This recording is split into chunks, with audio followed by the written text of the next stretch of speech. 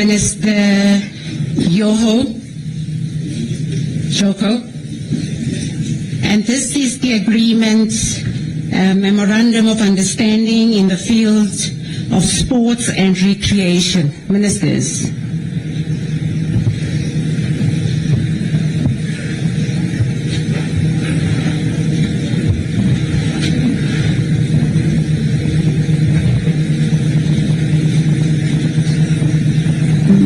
Memorandum of Understanding in the field of sports and recreation.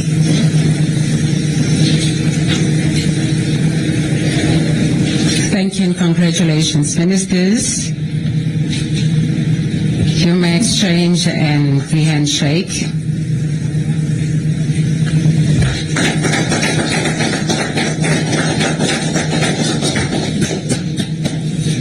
Thank you. Your Excellencies, we have now come to the end of the signing ceremony. I would like to thank His Excellency President Ramaphosa and President RUTO for witnessing the signing ceremony. Your Excellencies, Mungu awabariki. God bless us all. In conclusion, I now take the opportunity to call on the presidential spokesperson to facilitate the media briefing. I thank you. Thank you, Ambassador. Your Excellencies, Ministers, ladies and gentlemen of the media, we will now kick off with the media briefing, starting with President Ramaphosa delivering his remarks. In turn, he will invite President RUTO to also deliver his remarks. Thereafter, we'll open the floor to questions with those that we've discussed beforehand. Thank you, Mr. President.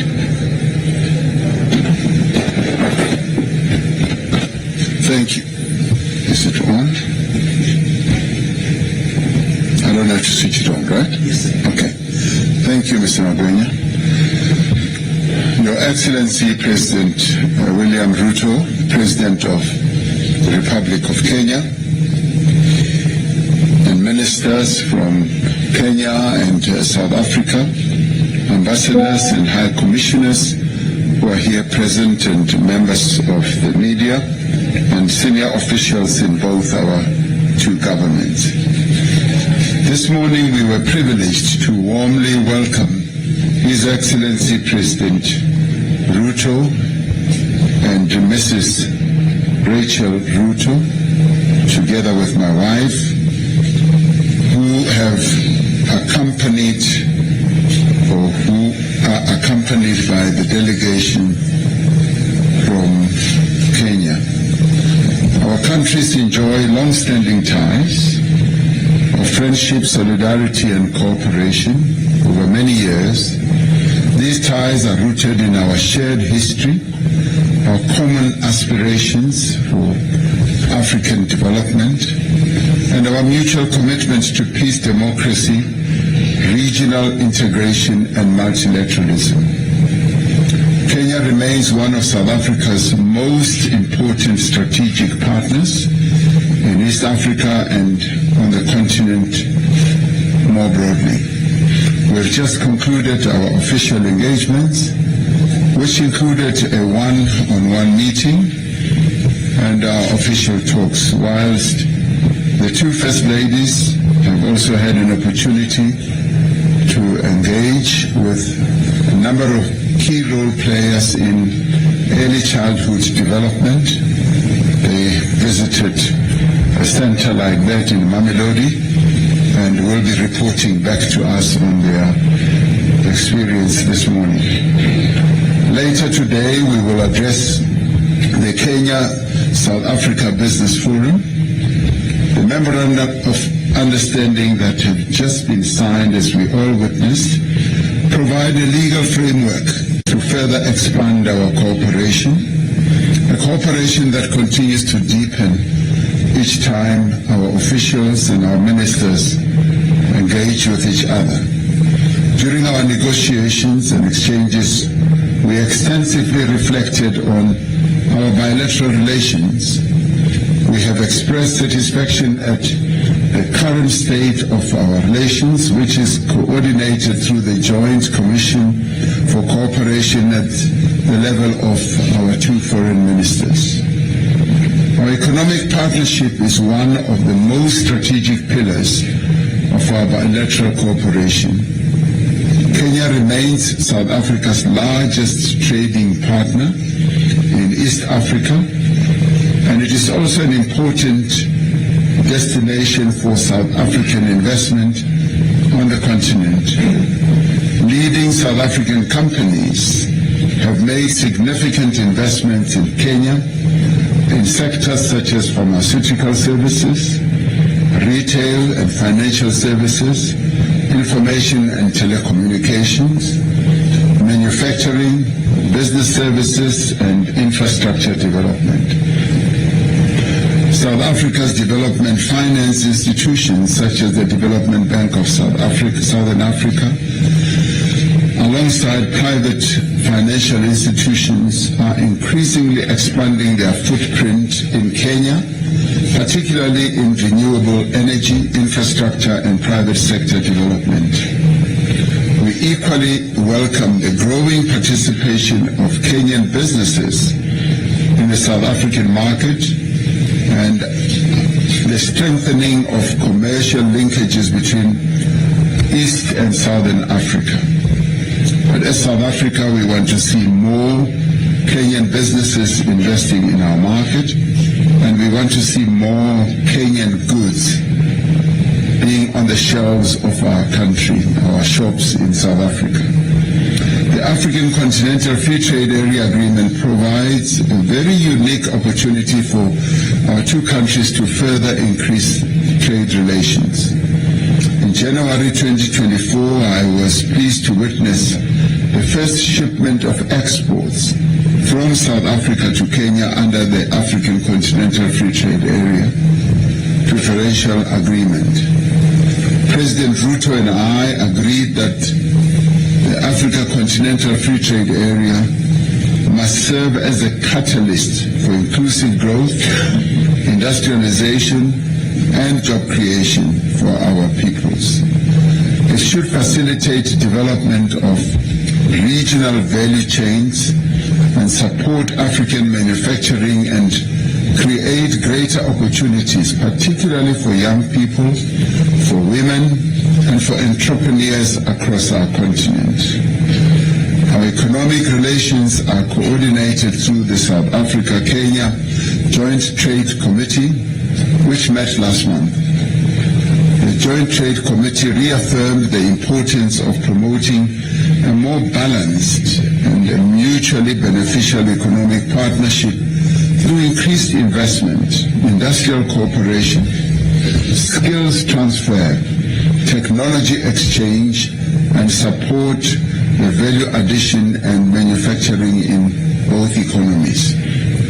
South Africa is keen to continue exploring opportunities for cooperation in infrastructure development in logistics, in transport, in energy and related sectors. And South Africa appreciates Kenya's key role as a gateway to East Africa and as one of the leading voices on matters of peace, security and development on the continent.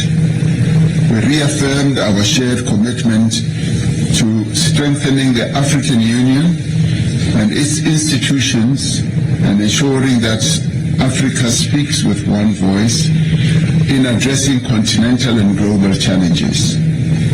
And in this regard, we appreciated and thanked the important role that President RUTO is playing to strengthen the African Union through the various reforms that must be concluded to make the African Union stronger and to make it much more effective.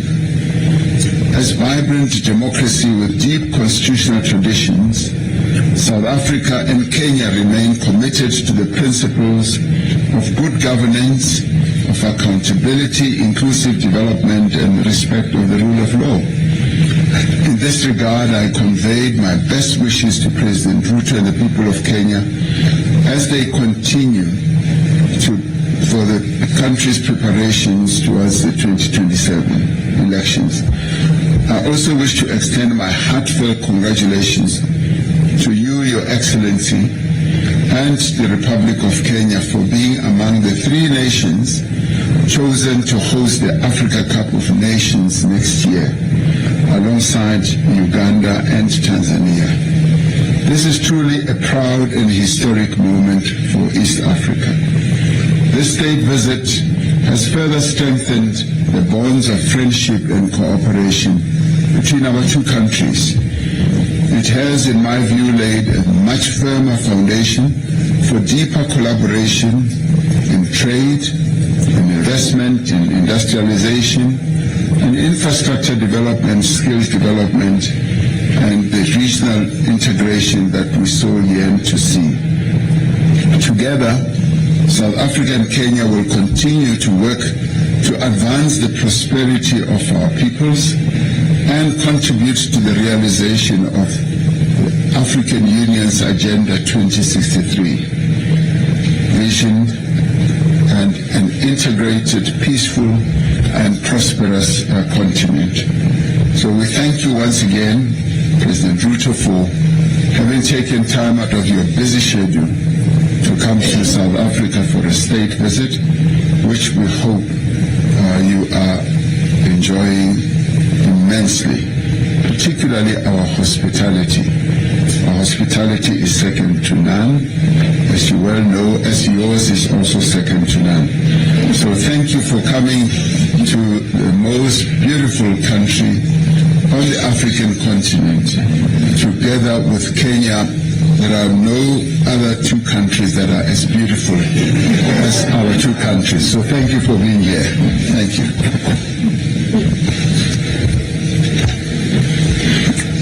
Your Excellency, President Cyril Ramaphosa, President of South Africa, distinguished senior officials present here, members of the press. It is a profound honor to stand here today in South Africa, a land that has given the world enduring lessons in courage, sacrifice, and the indomitable power of human spirit. South Africa is living proof of what becomes possible when people refuse to be defined by injustice and instead choose to be defined by their greatest aspirations. The world watched in awe as this nation dismantled apartheid and built something more lasting in its place. A constitutional democracy grounded in dignity, human rights, and in the equal worth of every person. I thank you, Mr. President, and the people of South Africa for the warm welcome and generous hospitality extended to me and my delegation. It speaks to the character of a nation that has always understood the spirit and meaning of Ubuntu. This state visit is both a celebration of how far we have come and a frank conversation about how much further we must go and how much faster we must move. In that spirit, President Ramaphosa and I held bilateral talks this morning, reviewing the state of our relations and agreeing on concrete measures to deepen and further our cooperation. We met at a moment when the world order is shifting, when what was once certain is now in doubt, when multilateral institutions are being questioned, and when Africa's role in shaping global outcomes has never been more consequential or more contested. This is precisely the moment that demands African unity, African clarity, and African solidarity. I commend President Ramaphosa for South Africa's outstanding leadership during the G20 presidency from December 2024 to November 2025. Mr. President, you used that platform to do exactly what was required, to center Africa's development priorities, to press for reforms of the international financial architecture, international financial governance, and to ensure that the Global South was given the weight it deserves. Today, Kenya and South Africa stand together in advocating a reimagined global order, one built not without Africa, but with Africa fully represented, fully engaged, and at the center of it. We are not asking to be admitted to someone else's architecture. We are asserting our rightful place among the architects of the new global order. Our two nations have never been strangers to each other's struggles. Long before our high commissions opened in 1994, the year of South Africa's democratic rebirth, we were bound by the shared experience of colonialism, by the solidarity of our liberation movements, and by the common dream of an Africa that governs itself, feeds itself, and speaks for itself. Over 3 decades, we have built one of the most impactful partnerships on the continent, grounded in mutual respect, shared values, and a common vision for the prosperity of our people. That partnership was institutionalized through the Joint Commission for Cooperation in 2007, and today we have directed that the second session of the JCC convenes as scheduled following this visit. We further welcome the ongoing work to elevate the Commission into a strategic partnership framework, a stronger, more comprehensive foundation for the years to come. As a statement to our growing ties, we have today witnessed the signing of 6 instruments on trade facilitation through cooperation in standards, regulation, and metrology, on shipping and maritime cooperation, and on partnerships in gender equality and women's empowerment, technical and vocational education. The JCC convenes as and shed reports following this visit.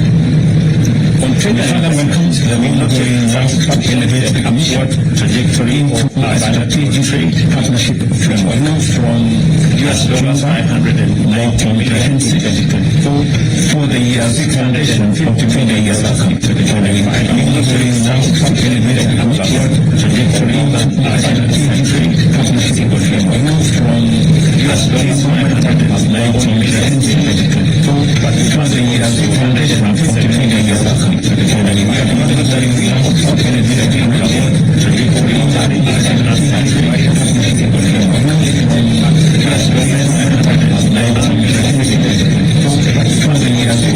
Therefore directed our trade ministers to dismantle these barriers by fully implementing the directives of the 7th Joint Technical Committee and Trade Committee. We further agreed to harness the tripartite alliance and the Africa Continental Free Trade Area to expand access, reduce costs, and unlock the full promise of intra-African trade. Ladies and gentlemen, we took stock too of robust investment flows over the past 5 years, with enterprises from both countries now present across banking, telecommunication, fintech, logistics, education, aviation, and retail.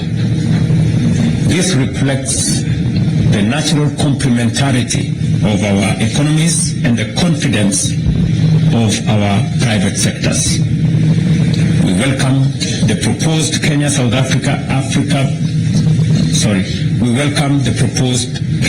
Africa Business Council and commended the business forum convened alongside this visit, which turns commitment into commerce. We affirmed health, aviation, and education as strategic pillars of our shared development and are sectors that improve the well-being of our citizens, connects our people, and builds the human capital that will shape our continent's future. We commended the visa-free regime in place since 2023, which has measurably boosted tourism, trade, and cultural exchange between our two countries, and committed to resolving the outstanding challenges that remain. We were briefed in the earlier meeting that in 2025 alone, 58,000 arrivals were recorded from Kenya, signaling a very robust engagement between our two countries. Today, during our bilateral discussions, the Ministry of Tourism of South Africa informed us that Kenyans visiting South Africa have increased by 18.7% since the introduction of the 90-day visa-free entry policy. This stands as a compelling evidence that when managed effectively, the movement of people across borders can create shared prosperity, strengthen ties between nations, and deliver tangible benefits for all. On peace and security, we reaffirmed that stability is the foundation of all development. We pledged sustained cooperation with the African Union, the United Nations, and other multilateral organizations united in the conviction that lasting peace is both a shared responsibility and a shared reward. As two of Africa's most influential voices, South Africa and Kenya are determined that our continent should shape global outcomes and not merely respond to them. Let me close with a standard against which I believe we must measure everything done in our meetings. That outcomes and impact will shape every commitment that we have signed and every MOU that has been signed here today. That is the standard, and I believe Kenya and South Africa working together in honesty and determination are fully capable of meeting. Thank you, Your Excellency, Mr. President. I look forward to elevating our partnership to even greater heights for the mutual benefit of our two nations and our two peoples. I thank you.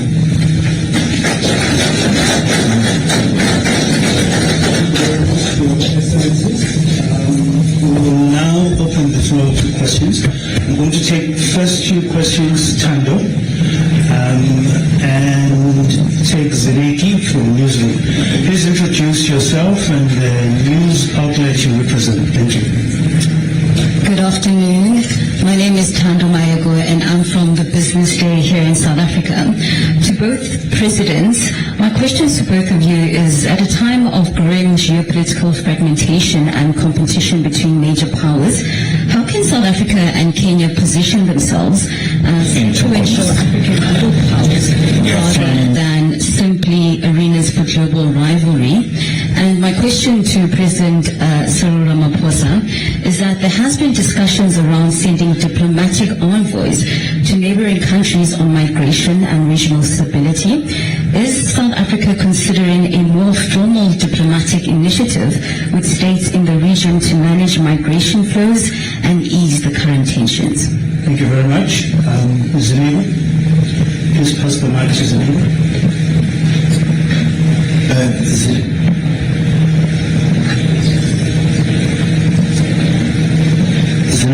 From Newsroom Africa. My question to both excellencies. As Monica follow up to my colleague's question, considering the current geopolitics that are taking place, how important is solidifying African voice through the two regional powerhouses, considering that, Kenya and South Africa enjoy different geopolitics in terms of relations, South Africa leaning more towards, Asia, and I would say President RUTO leaning towards more of the American stance. Going forward, especially, towards the G7 summit, which will be attending, how important is finding a common ground, but also championing a common agenda of the African continent towards that G7. I think that's about it for now. Thank you very much. Your Excellencies will take those first two, starting with President Ramaphosa. Thank you. Thank you very much, Mr. Magwenya. Answer to the first question by Tando.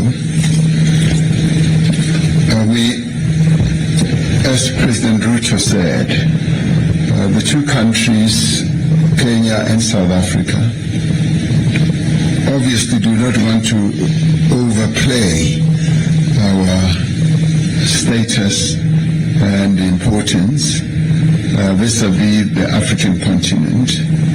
All countries on our continent are equal. But of course, our two countries do have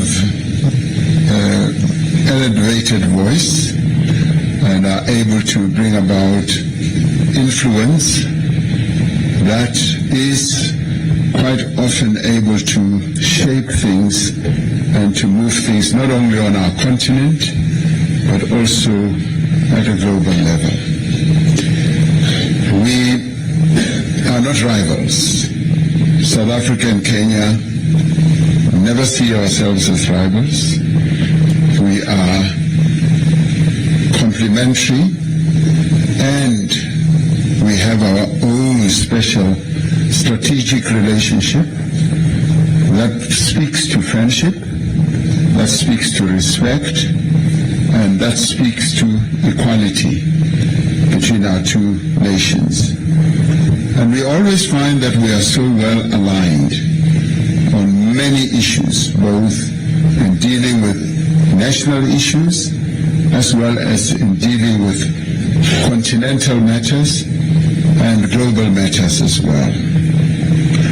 And in doing so, we've always sought to deepen each other's cooperation between ourselves in the way we collaborate as we deal with matters at the AU, for instance, but also as well as we deal with matters between our two regions, East Africa and SADC.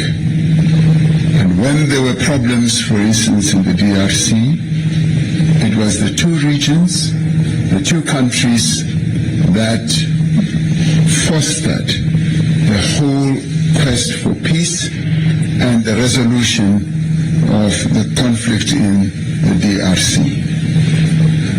I found that working together at close range like that between South Africa and Kenya, we were able to see eye to eye on a number of issues.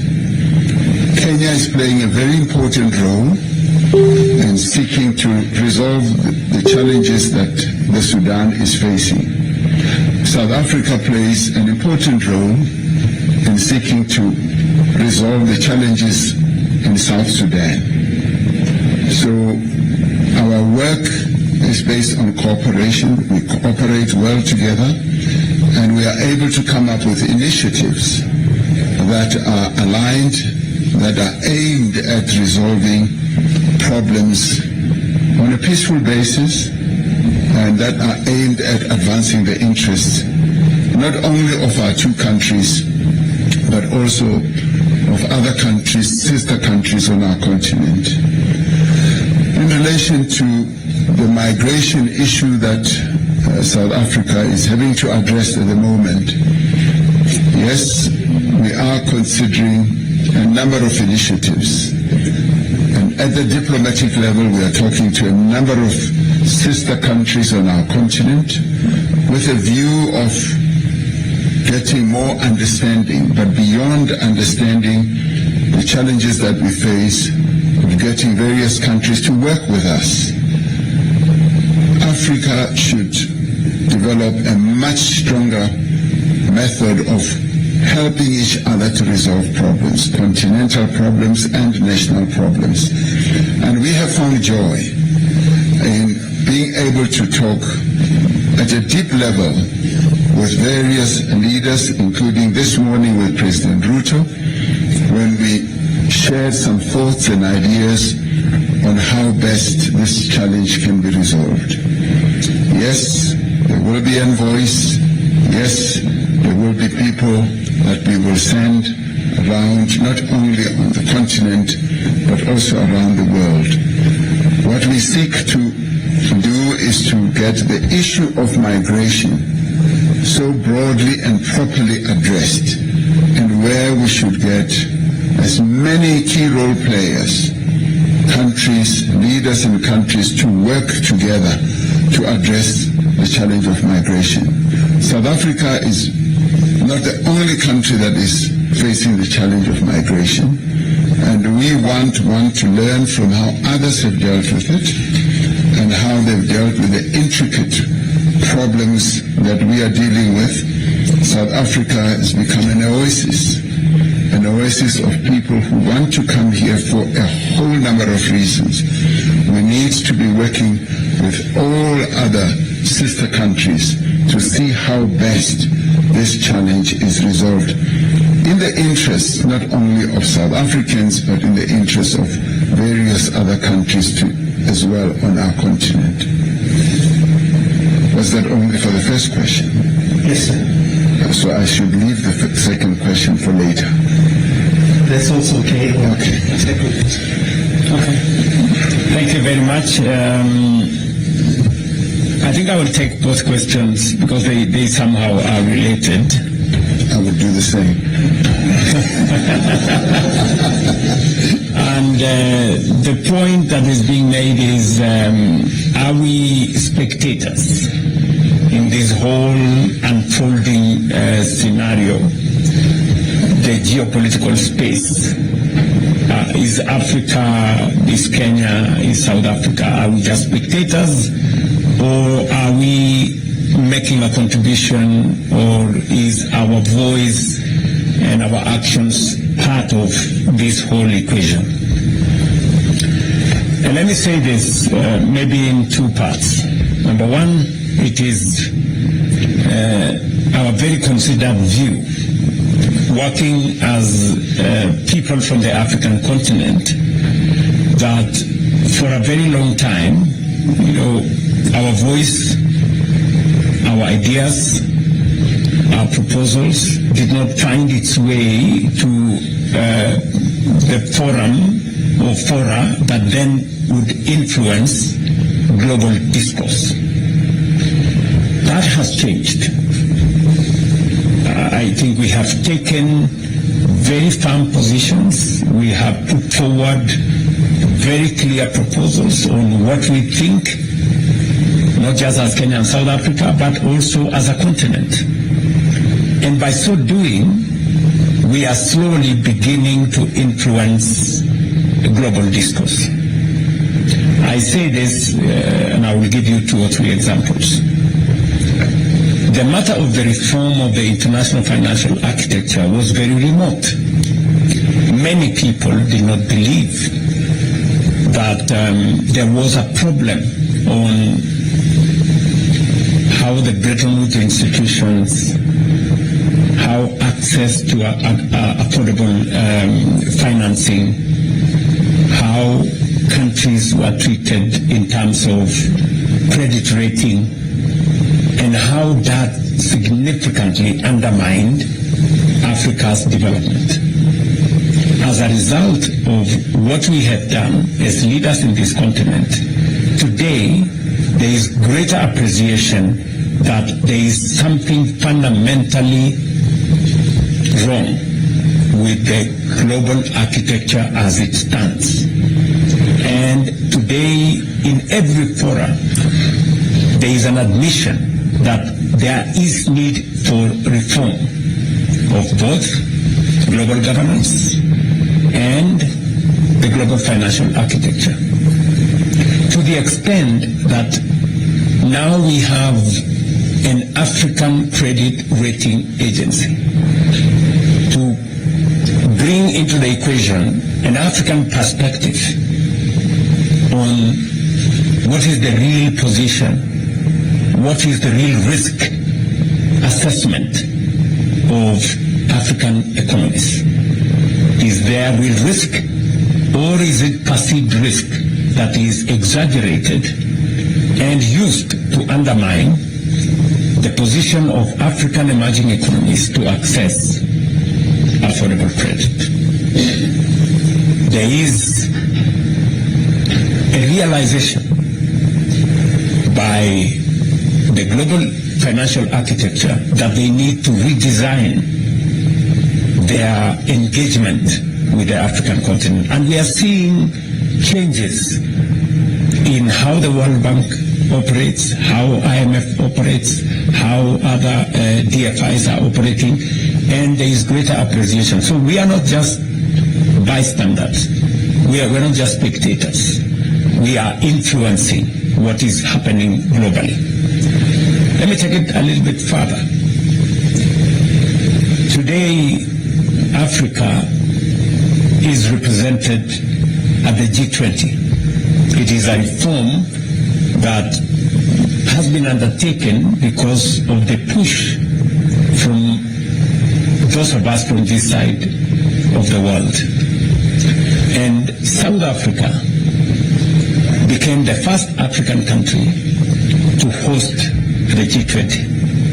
And I have said here that we commend South Africa and President Ramaphosa specifically for taking the stage and positioning Africa rightfully and our priorities and our concerns and what we believe the world should look at going forward. It is on the same spirit that I will be picking up from where President Ramaphosa left at the G20. And I will be taking the same message, the same priorities, our perspectives to the G7 next month.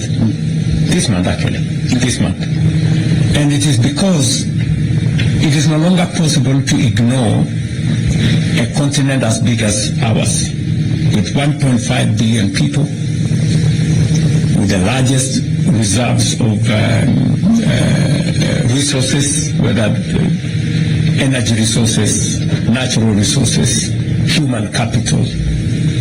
In fact, by 2050, a quarter of the world's population will be living here. Africa will be the single largest market by 2050. Anybody who is serious about thinking about the future, it's not possible to figure out that future without this continent. And finally, we are not only looking at what we can do with others, we are also looking at what we can do ourselves. And that is why we are undertaking the reform of the African Union. We believe that the African Union must be made fit for purpose so that it can serve the 1.5 billion people in this continent much more effectively. It is the reason why I was assigned by my colleagues the responsibility to work on the reform of the organs and institutions of the African Union. It is one of the topics that I discussed with President Ramaphosa, especially on matters to do with financing the African Union. They say he who pays the piper calls the tune. Whoever is paying will have a say, and we want to be the ones to determine the course of the African Union, the way to the future for our continent, by making sure that we mobilize resources reform our union, to make it effective, and to make it fit for purpose. And we are looking even further. At the meeting we had in Nairobi of the Africa Forward, we are looking at how do we mobilize resources that are available in our continent. How do we better deploy those resources? For example, discussing with African DFIs, there is $4 trillion in our continent. $4 trillion in our continent, in our pension funds, in our insurance companies, many pension funds in South Africa specifically, Kenya, our insurance companies, some of the biggest are in this country. We have a lot of resources, but these resources are not being used. They are not being mobilized for the development of our continent. Instead, they go to other places, and then we go borrowing this money from those other places. What we are saying is that we need our DFIs in the continent to mobilize these resources and make it available, make these resources available for the development of our continent.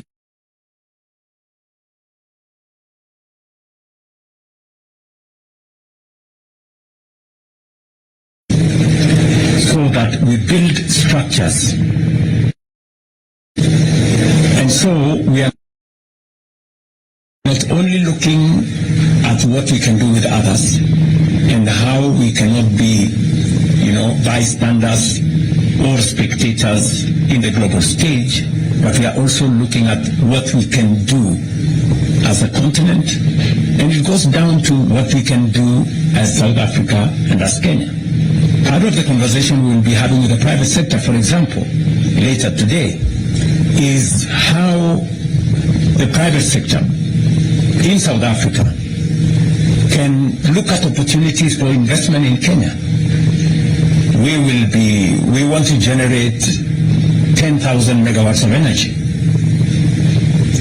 This is commercially viable. How do you mobilize resources in South Africa to invest?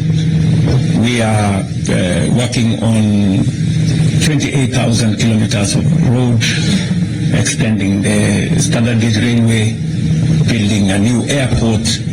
These are opportunities for investment by African companies using resources from African DFIs, financial institutions, banks, pension funds, insurance companies. So we will be discussing the mechanisms that we can use African resources to drive African development. And finally, we've been having challenges, as we all know, of fuel caused by some war in Iran, which we have no control over. I saw yesterday in the news there was an escalation of some sort, and that creates difficulties for us here.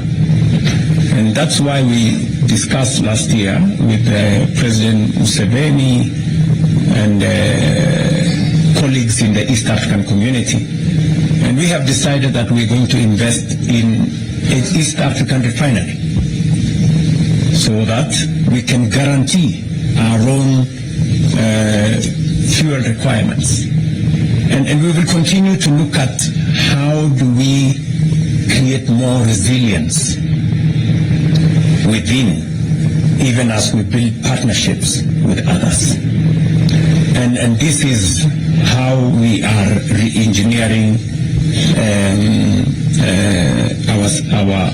our positioning, so that, to use your words, we don't just become an arena for others to do whatever they are doing, but we also not just influence, but we also make this space a space for our own growth and our own development.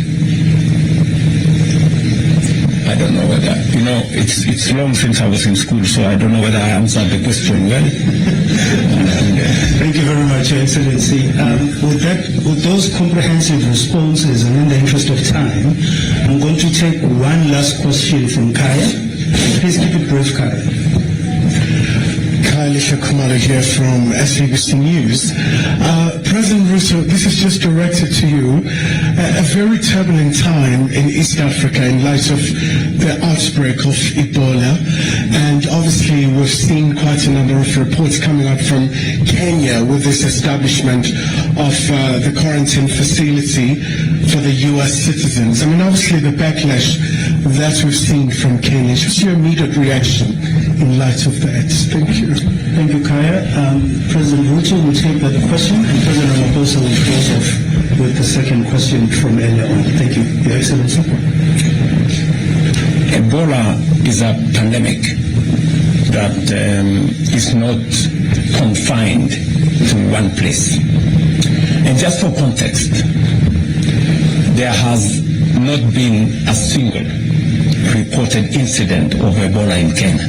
Just for context. Yes. So the big debate is going on, but that is the correct position. Number two, the Ebola situation in Eastern DRC is a source of concern for any country, including Kenya, that is mindful of matters health of its citizens. And the responsible thing to do when there is reports of such high-level infectious outbreak in a region where we have thousands of citizens, Kenyan citizens in DRC. We have soldiers in DRC. The most responsible thing to do is to prepare for any eventuality. And that is what Kenya has done. We have prepared ourselves adequately. We have taken command of all our entry points. We are doing testing of every person coming into Kenya from anywhere near that region. We are testing close to between 2,000 and 3,000 people from all our entry points every day. We have mobilized resources, testing kits, reagents, and all manner of people. We have trained thousands of staff, health staff, to be able to handle that situation. We have now isolation facilities, 23 of them across the country, in different parts of the country. And one of the facilities that has now raised a bit of controversy is the facility we agreed to set up in conjunction with the Americans in one of our military air bases. And why have we done that? We have a huge American military contingent in Kenya, number one. Number two, we have set up the 23 other isolation places in Kenya with the support of friends, among them the Americans, our own resources, but also with the support of Americans. The American government has supported us in this Ebola setup infrastructure, health infrastructure, to the tune of 1.8 billion Kenya shillings. And they did make a request to us to, in the process of setting up all the other facilities, to also set up one where they can use in the event that their citizens, their soldiers, some of them in Kenya, or from elsewhere, if they are in a situation, then they can use that facility. For context again, even if the Americans had not set up that facility at the military base, if there was any American in Kenya, we would take them to a Kenyan facility. We would not throw them out, because the Constitution of Kenya tells us that we are responsible for the health of the citizens of Kenya, including those who are in Kenya at any one time. So what you see as a debate in Kenya is lack of information. You know, people who may not have enough information to understand what we are doing. If we don't prepare and a situation occurs, we would have to answer much more difficult questions than the ones we are answering now. The questions we are answering now are simpler. They are easier. But if we were answering questions when people are sick and we haven't prepared enough, then we would be answering much more difficult questions. Where were you? What were you doing? What did you do? You know, there was a pandemic, you didn't do nothing. You know? What we are answering, the questions we are answering now is that we are prepared too much. And we are prepared for even our friends. And you see, I ask the people of my great country that the American people and government have been partners with us on matters health for close to 25, 30 years. PEPFAR and all the other funds. American resources, American taxpayers' resources have been used to support Kenyan health infrastructure. It would be most unfortunate if on one request by the Americans to set up a facility at their cost, we would refuse. We would look very inhuman, you know. So the debate here is not about whether to set it up or not. The debate is, are we doing the right thing? Are we not? And I can tell you without fear of any contradiction, and I can look at everybody in the eye, Kenyan, including yourself, and tell you we are doing the right thing. Mr. President? Well, thank you very much. Let me just comment on this whole initiative on Ebola. Ebola, clearly, as President RUTO said, is a pandemic. It's a pandemic that should concern all of us on the African continent. And as South Africa's role is the champion for the prevention of these pandemics, we have been quite deeply involved in the process of dealing with Ebola on our continent. But as South Africa itself, we've decided that we will be very proactive and be Pan-African and support the efforts that the African continent should make to deal with Ebola. We've made a contribution, as you might well have heard, of $5 million to the AU CDC to strengthen the CDC's effort to ensure that we have all the resources to be able to fight and to deal with Ebola. And for us to do so is to protect the peoples of Africa, but so also that when we protect South Africa and make sure that we do not in any shape or form ever have Ebola, we're protecting the whole continent as well. And so this contribution is meant to strengthen health systems in DRC, in Uganda, as well as the AU CDC will be making that type of initiative, because our health systems on the continent do need to be not only strengthened, but there needs to be readiness to deal with pandemics like this. And in this regard, we call on all other countries and institutions that are able to lend a hand to make a contribution to enable the AU CDC to be able to deal with this challenge quite effectively. With regards to the earlier question, as I understood it, raised by Ziniko, where he tended, thank you, Excellency, tended to say that South Africa will be more aligned with countries in the east, and Kenya with countries in the west. There's just no truth in that. I mean, we never see our relationships as the two countries, and we are aligned on a number of issues, as exclusive to one country or to one part of the world. Our foreign policy is conducted in a way, and certainly South Africa's foreign policy is conducted in a way that is aimed at promoting and progressing the interests of the people of South Africa.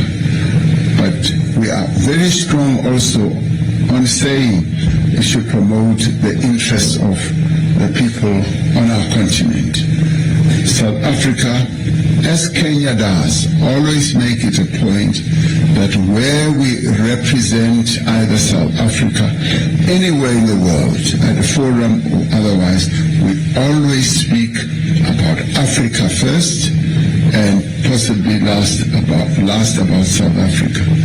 Because it's important for us to be promoting the interests of our continent. When we hosted the G20 here, our primary focus was our continent.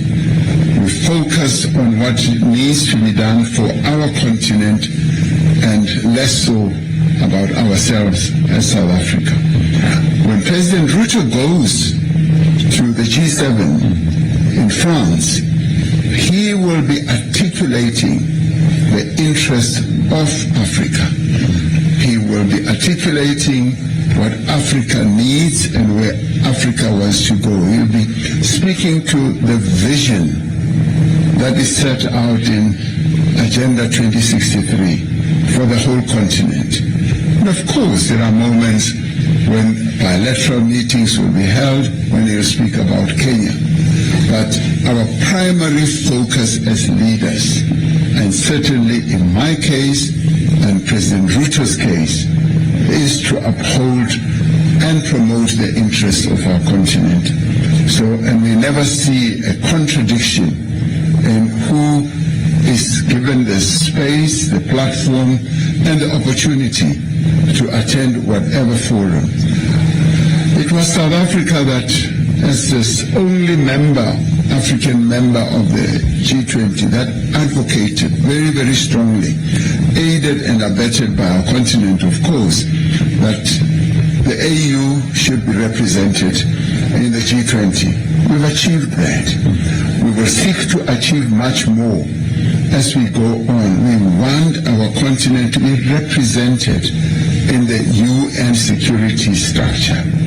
And we want, as President RUTO said, the global financial institutions to also be responsive to our call that those institutions should be more representative, which they are not.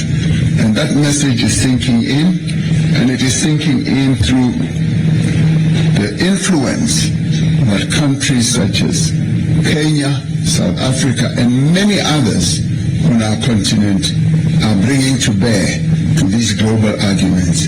And correctly so, we have chosen not to be spectators. And we've also chosen not to be quiet. So we are noisy Africans. And we will always be noisy, very, very noisy on African issues on the global stage. You will listen to him when he speaks at the G7. His voice will even be more elevated, better than today, because we are going to be very noisy when we get there. Thank you very much. Mr. President, just so that these people understand. Yes. South Africa and Kenya are neither looking east nor are we looking west. We are looking forward. That's it.